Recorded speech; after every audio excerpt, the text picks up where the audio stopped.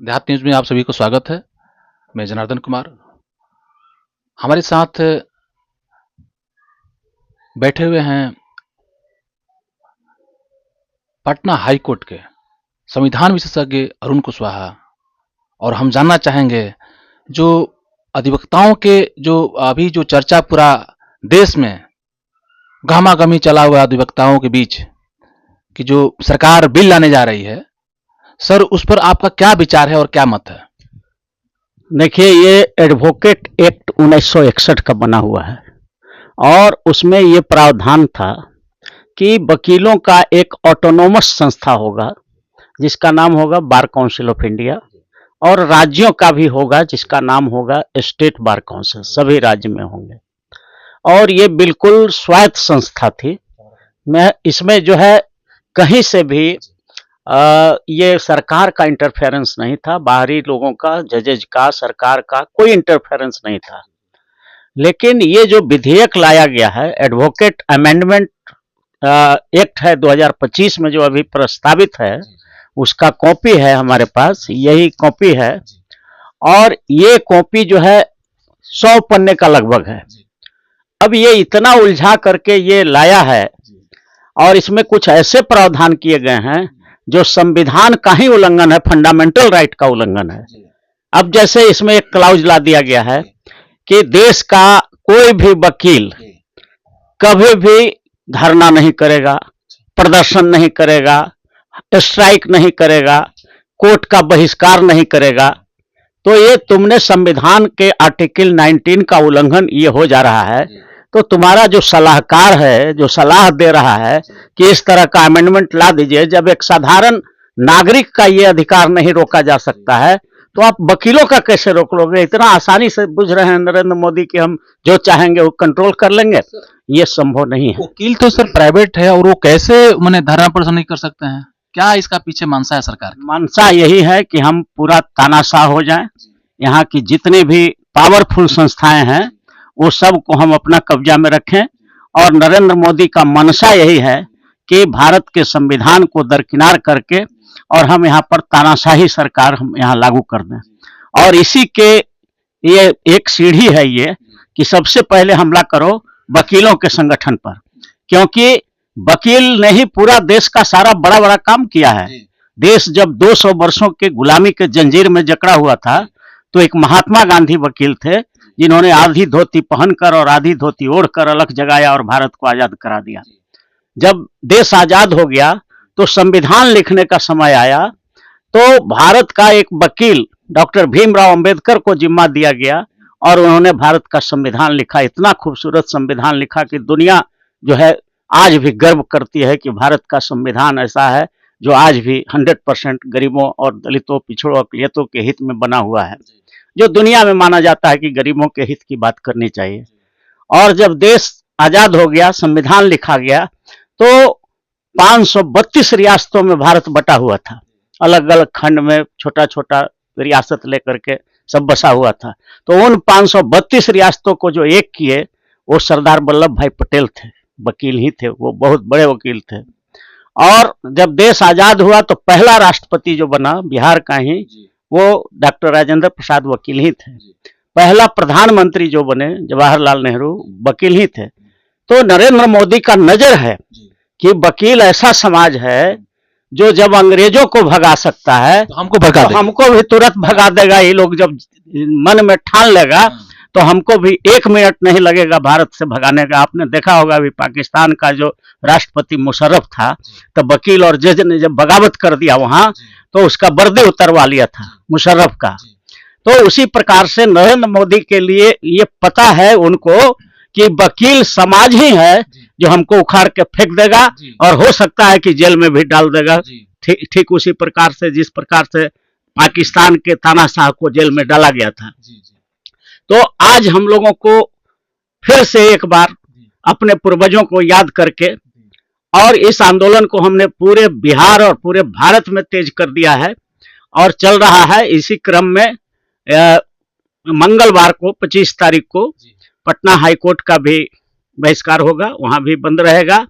और अभी तो सारा जितना भी कोर्ट है, कचहरी है, सब जगह ये आंदोलन चल रहा है कि ये विधेयक को वापस करवाना होगा। इसमें 3-4 बात है जो तानाशाह का है। पहला है कि वकील कोई धरना नहीं देगा, कोई प्रदर्शन नहीं करेगा, कोर्ट का बहिष्कार नहीं करेगा। दूसरा कह रहा है कि हम जो है विदेश के वकील को भी यहाँ आमंत्रित करेंगे, विदेशी फर्म को अलाउ करेंगे भारत में वकालत करने के लिए। तो फर्म माने होता है कंपनी। जिस प्रकार से ईस्ट इंडिया कंपनी आया था यहाँ भारत में और आया था व्यापार करने, और धीरे धीरे धीरे धीरे वो ऐसा छा गया, कंट्रोल कर लिया कि भारत को आज गुलाम बना लिया, और गुलाम बनाया तो 200 बरस तक गुलाम रखा। उसी तरह से नरेंद्र मोदी ये भूल कर रहा है, ये बुला रहा है विदेशी वकीलों का, और वो भी फर्म के रूप में, कंपनी के रूप में। तो ईस्ट इंडिया कंपनी और एडवोकेट, विदेशी एडवोकेट फर्म में कोई फर्क नहीं होगा। वहां का वकील आएगा और वो धीरे धीरे धीरे धीरे भारत को कब्जा करेगा और फिर से भारत गुलाम हो जाएगा। और नरेंद्र मोदी का मंशा भी यही है कि हम नहीं रहे तो भारत गुलाम हो जाए, वो बढ़िया है, लेकिन रहें तो हम ही रहें। तो इस तरह से नरेंद्र मोदी का ये भी कदम है कि किसी तरह से भारत को विदेशों के हाथ में सौंप दे। तो इसलिए हम लोग ये मानने वाले नहीं हैं। ये जब हम लोग अंग्रेज को भगा सकते हैं, मुगल साम्राज्य को भगा सकते हैं, मुशर्रफ को जेल भेजा सकता है, पर्दी उतरवाया जा सकता है पाकिस्तान में वकील और जजों के द्वारा, तो ये किस घर के मूल्य हैं? इनके खिलाफ बगावत शुरू हो गया है। और अभी जो नारा दे रहे थे अब की बार 400 पार, तो 200 पार पर अटके हैं। अबरी हमको लगता है 100 पार भी नहीं होंगे, जिस तरह से ये काम कर रहे हैं। सर एक चीज और जानना चाहेंगे, अधिवक्ता समाज इतना बुद्धिजीवी है और देश पर इतना बड़ा बड़ा काम वो लोग किए, राजनीतिक क्षेत्र में बढ़ चढ़ कर अधिवक्ता पूरे देश में, राष्ट्रीय राजनीति में आपके जैसे लोग या तमाम विद्वान बुद्धिजीवी अधिवक्ता जो है वो लोग क्यों नहीं हिस्सा ले रहे हैं? ये दिन जो देखना पड़ रहा है। ये बिल्कुल आपने सही कहा।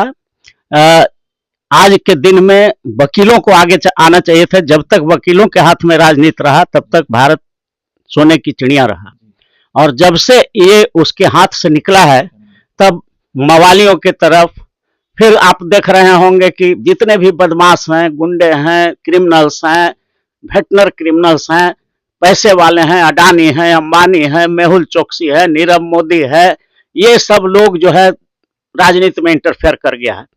और वकीलों से हम आह्वान करना चाहते हैं, इसलिए नहीं वो इंटरफेयर कर पा रहा है क्योंकि वकीलों को अपने प्रोफेशन में ज्यादा ध्यान देना शुरू कर दिया है।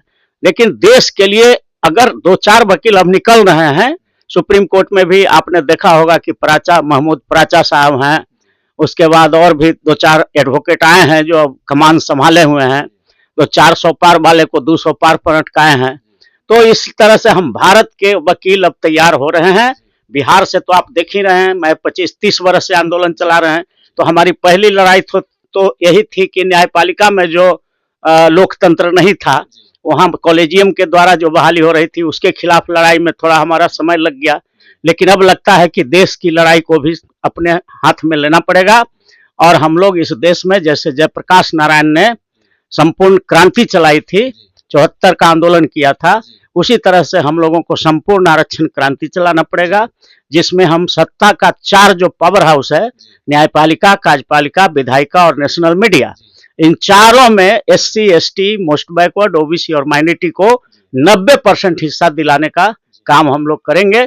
और ये आंदोलन संपूर्ण आरक्षण क्रांति, टोटल रिजर्वेशन रिवॉल्यूशन, पूरे देश में इतने बड़े पैमाने पर जाएगा कि सारा जो देश का जो एग्रीव्ड पर्सन है, जो गरीब है, गुरबा है, अनुसूचित जाति है, जनजाति है, अति पिछड़ा है, OBC है, माइनॉरिटी है, सब यूनाइट हो जाएगा।